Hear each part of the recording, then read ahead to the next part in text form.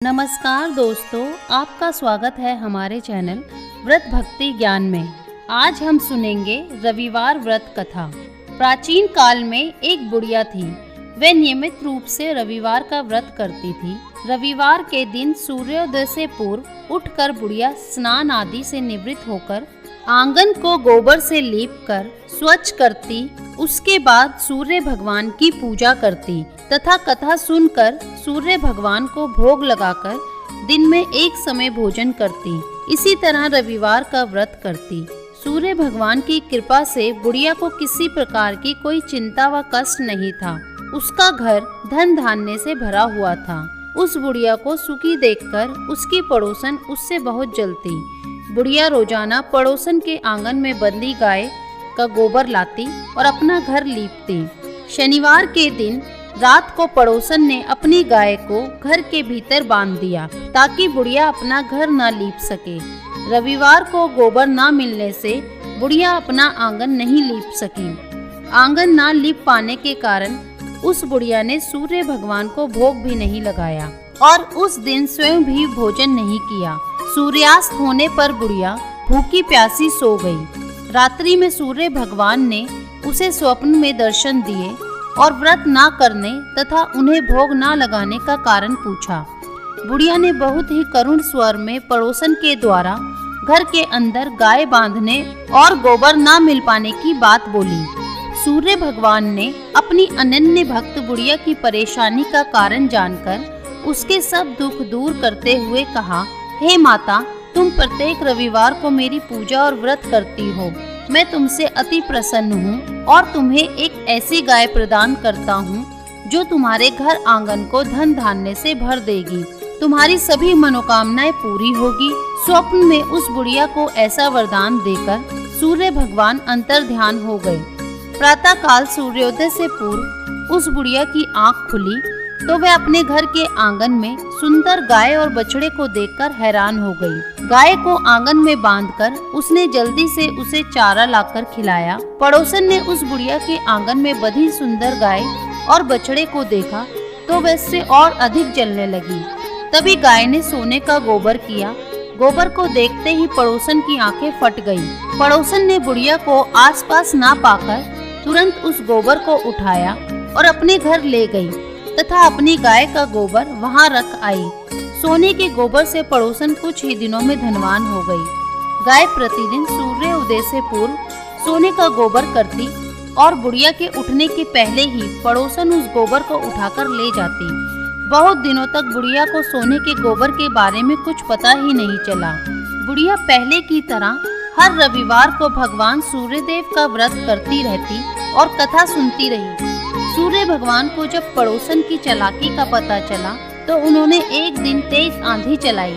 आंधी का प्रकोप देखकर बुढ़िया ने अपनी गाय को घर के भीतर बांध दिया। अब पड़ोसन सोने का गोबर ना ले जा सकी। सुबह उठकर बुढ़िया ने सोने का गोबर देखा तो उसे बहुत आश्चर्य हुआ। उस दिन के बाद बुढ़िया गाय को घर के भीतर बांधने लगी। सोने के गोबर से कुछ ही दिनों में वह बुढ़िया बहुत धनी हो गई। बुढ़िया के धनी होने से पड़ोसन और बुरी तरह जल भुनकर राख हो गई। अब की बार उसने अपने पति को नगर के राजा के पास भेजा और बुढ़िया के पास सोने का गोबर देने वाली गाय के बारे में बताया। राजा ने अपने सैनिक भेजकर बुढ़िया की गाय लाने का आदेश दे दिया।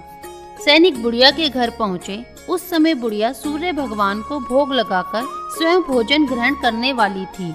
राजा के सैनिक जबरदस्ती गाय और बछड़े को महल की ओर ले गए।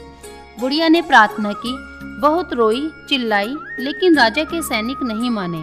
गाय व बछड़े के चले जाने से बुढ़िया को बहुत दुख हुआ। उस दिन उसने कुछ नहीं खाया और भूखी प्यासी सारी रात सूर्य भगवान से गाय व बछड़े को लौटाने के लिए प्रार्थना करती रही। गाय देखकर राजा बहुत खुश हुआ। सुबह जब राजा ने सोने का गोबर देखा तो उसके आश्चर्य का ठिकाना न रहा।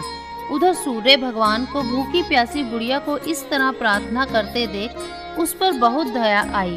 उसी रात सूर्य भगवान ने राजा को स्वप्न में कहा, राजन, बुढ़िया की गाय व बछड़ा तुरंत लौटा दो, नहीं तो तुम पर विपत्तियों का पहाड़ टूट पड़ेगा। तुम्हारे राज्य में भूकंप आएगा, तुम्हारा महल नष्ट हो जाएगा।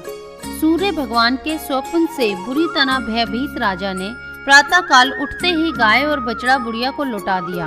राजा ने अपनी तरफ से भी बहुत सारा धन देकर बुढ़िया से अपनी गलती के लिए क्षमा मांगी। राजा ने पड़ोसन और उसके पति को उनकी इस दुष्टता के लिए दंड भी दिया। इसके बाद राजा ने राज्य में घोषणा करवाई कि सभी स्त्री पुरुष रविवार का व्रत करें। जनता ने भी ऐसा ही किया। रविवार का व्रत करने से सभी लोगों के घर धन धान्य से भर गए, चारों ओर खुशहाली छा गई। सभी लोगों के शारीरिक कष्ट दूर हो गए, निसंतान स्त्रियों की गोद भर गई। राज्य में सभी स्त्री पुरुष सुखी जीवन यापन करने लगे। रविवार व्रत में सूर्योदय से पहले उठकर स्नान आदि से निवृत्त होकर लाल रंग के कपड़े पहने। सबसे पहले सूर्य देव को जल का अर्घ देकर पूजन शुरू करें। पूजन के लिए घर के मंदिर में भगवान सूर्य के स्वर्ण की मूर्ति या चित्र स्थापित करें। इसके बाद अक्षत, रक्त चंदन, लाल पुष्प और दुर्वा से भगवान सूर्य की विधिवत पूजन करें। पूजन के बाद व्रत कथा सुने। व्रत कथा सुनकर नियमित रूप से आरती करें। सूर्य भगवान के मंत्रों का जाप करें। व्रत वाले दिन तांबे से बनी वस्तु की खरीदारी से बचें। इस दिन नीला, काला या ग्रे रंग के कपड़े नहीं पहनने चाहिए। रविवार व्रत में पूरे दिन व्रत रखकर सूर्यास्त के बाद एक बार ही भोजन ग्रहण करें। भोजन के लिए गेहूं की रोटी, दलिया, दूध, दही और घी का इस्तेमाल कर सकते हैं। इस दिन भोजन में तेल या नमक का इस्तेमाल नहीं करना चाहिए। इस दिन चावल में दूध और गुड़ मिलाकर अवश्य खाएं। रविवार का दिन सूर्य देव को समर्पित होता है। जो कोई भी रविवार का व्रत विधि पूर्वक करता है उसे लंबी आयु और सौभाग्य की प्राप्ति होती है। साथ ही उस व्यक्ति के सारे मनोरथ पूर्ण हो जाते हैं और स्वास्थ्य अच्छा रहता है। इस दिन सूर्यदेव को अर्घ देने का भी विशेष महत्व माना जाता है। रविवार के दिन सूर्य देव की पूजा करने से व्यक्ति के मान, सम्मान और तेज में भी बढ़ोतरी होती है। सूर्य भगवान की जय। अगर कथा अच्छी लगी हो तो चैनल को लाइक, शेयर एंड सब्सक्राइब करें और कमेंट करना ना भूलें।